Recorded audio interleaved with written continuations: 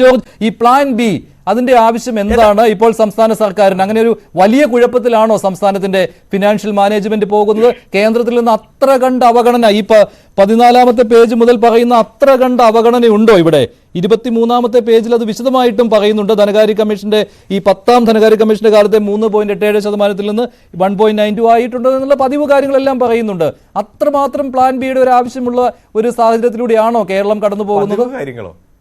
അതായത് മഞ്ജുഷ്, നമുക്ക് സുപ്രീം കോടതിയുടെ അഭിപ്രായം കിട്ടുന്നത് വരെയും സൈലൻസ് കീപ്പ് ചെയ്യാം. സുപ്രീം കോടതി പറയും യഥാർത്ഥത്തിൽ കേന്ദ്രം ഈ കേരള സംസ്ഥാനത്തെ മറ്റ് സംസ്ഥാനങ്ങളെക്കാൾ കൂടുതലായിട്ട് കേരള സംസ്ഥാനത്തെ പീഡിപ്പിക്കുന്നുണ്ടോ, ധനപ്രതിസന്ധിയിലാക്കുന്നുണ്ടോ എന്ന് സുപ്രീം കോടതി 13-ാം തീയതി വിധി പറയുമെന്നാണ് എനിക്ക് തോന്നുന്നത്.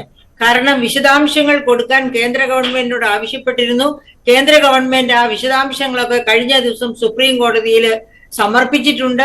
അതിന്റെ ബേസിസിൽ സുപ്രീം കോടതി അത് വീണ്ടും പഠിക്കും. എനിക്ക് തോന്നുന്നു സാമ്പത്തിക വിശാരദരുമായിട്ടൊക്കെ ഡിസ്കസ് ചെയ്തായിരിക്കും സുപ്രീം കോടതി അത് പഠിക്കുക.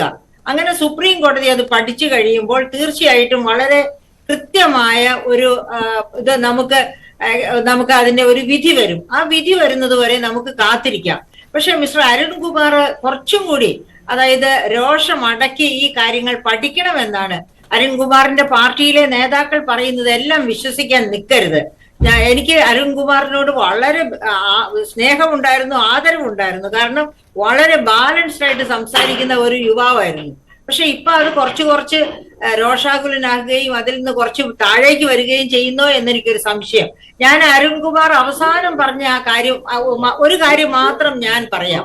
എന്നെ സംബന്ധിച്ച് കേന്ദ്ര ഗവൺമെന്റ്, അതായത് 14-ാം ധനകാര്യ കമ്മീഷൻ ഈ എത്രയാണ് 32% നിന്ന് 42% ഒറ്റയടിക്ക് വർദ്ധിപ്പിച്ചപ്പോൾ, അതായത് സെൻട്രൽ പൂളിൽ നിന്ന് സംസ്ഥാനങ്ങൾക്ക് വെർട്ടിക്കലായിട്ട് കൊടുക്കേണ്ട ഷെയർ ആണ് 32% നിന്ന് 42% വർദ്ധിപ്പിച്ചത്.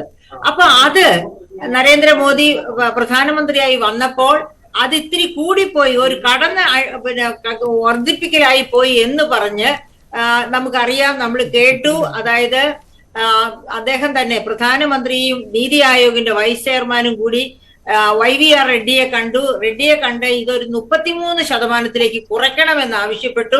പക്ഷെ റെഡ്ഡി ഒരു കാരണവശാലും അത് ഈൽഡ് ചെയ്തില്ല. അതുകൊണ്ട് 42% തന്നെ നിർത്തി. ശ്രീമതി മേരി ജോർജ്, ഇവിടെ ഈ ബജറ്റിലെ പ്രസംഗത്തിലേക്ക് വരികയാണെങ്കിൽ ഇപ്പോഴും റിസോഴ്സസ് കിട്ടാനുള്ള സാധ്യത സംസ്ഥാന അപ്പോഴാണ് അദ്ദേഹത്തിന് കോൺസ്റ്റിറ്റ്യൂഷനിലുള്ള മറ്റൊരു കാര്യം ഓർമ്മ വരുന്നത്. അതായത് സെൻട്രൽ ഗവൺമെന്റിന് സെസ് ഏർപ്പെടുത്താം, സംസ്ഥാന ഗവൺമെന്റും ഏർപ്പെടുത്താം. പക്ഷെ രണ്ടിനും പരിധി, ഈ സെൻട്രൽ ഗവൺമെന്റ് സെസ് ഏർപ്പെടുത്തുന്നതിന് പരിധി ഏർപ്പെടുത്തിയിട്ടില്ല. അപ്പൊ അങ്ങനെയുള്ള ഒരു സാഹചര്യത്തില് 2017-18 അദ്ദേഹം ഇത് കൃത്യമായിട്ട് ഇംപ്ലിമെന്റ് ചെയ്യാൻ തുടങ്ങുന്നത്. 2017-18 22-23 ഇടയ്ക്ക് 133% വർധനവാണ് സെസ്സിൽ കൊണ്ടുവന്നത്. അപ്പൊ 131% സെസ് എന്ന് പറഞ്ഞ എസ് വാട്ട് ഈസ് എസ് എന്ന് പറയുന്ന ഒരു ടാക്സ് ഓൺ ടാക്സ് ആണ്. ഓൾറെഡി നികുതി ഉണ്ട്, ആ നികുതിക്ക് മേൽ ചുമത്തുന്ന നികുതിയാണ് സെസ് എന്ന് പറയുന്നത്. അപ്പൊ അങ്ങനെ നികുതി ചുമത്തിയപ്പോൾ എന്ത് സംഭവിച്ചു?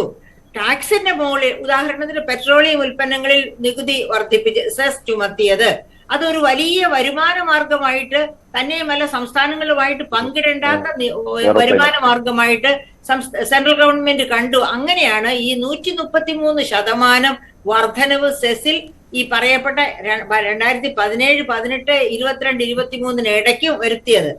അപ്പം പക്ഷേ അതിന്റെ കൂട്ടത്തില് വേറൊരു കാര്യവും കൂടി കോൺസ്റ്റിറ്റ്യൂഷൻ പറയുന്നുണ്ട്.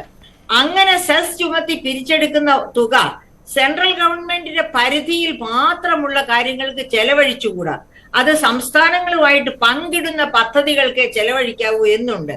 അപ്പൊ അങ്ങനെ വന്നപ്പോൾ, അതായത് ആ പണം ഉപയോഗിച്ച് നമ്മുടെ സെൻട്രലി സ്പോൺസേർഡ് സ്കീംസ്, അതായത് 80-20 പ്രൊപ്പോർഷനുള്ള ഒരു സ്കീം ഉണ്ടെങ്കിൽ അതിന് നരേന്ദ്രമോദി എന്ത് ചെയ്തു?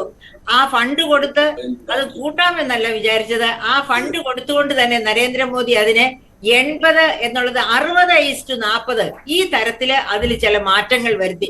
പല സെൻട്രലി സ്പോൺസേർഡ് സ്കീംസിലും സംസ്ഥാനങ്ങളുടെ ഷെയർ വർദ്ധിപ്പിച്ച് കേന്ദ്രത്തിന്റെ ഷെയർ കുറച്ചു. അപ്പൊ അടിയേറ്റത് സംസ്ഥാനങ്ങൾക്കാണ്. പിന്നെ അതുപോലെ തന്നെ വേറെ ഒരു കാര്യം കൂടി അദ്ദേഹം ചെയ്തു. അതായത് അപ്പൊ അത് അദ്ദേഹം ചെയ്ത ഈ ഒറ്റ കാര്യം കൊണ്ട് തന്നെ സംസ്ഥാനങ്ങൾക്ക് 2 അടിയാണ് ഒന്നിച്ച് കിട്ടിയത്. ഒന്ന്, ഈ പിന്നെ സംസ്ഥാന പദ്ധതികളുടെ കേന്ദ്ര സംസ്ഥാന പദ്ധതികളുടെ സംസ്ഥാന ഷെയർ വർദ്ധിപ്പിച്ചു, അത് ഒരടി.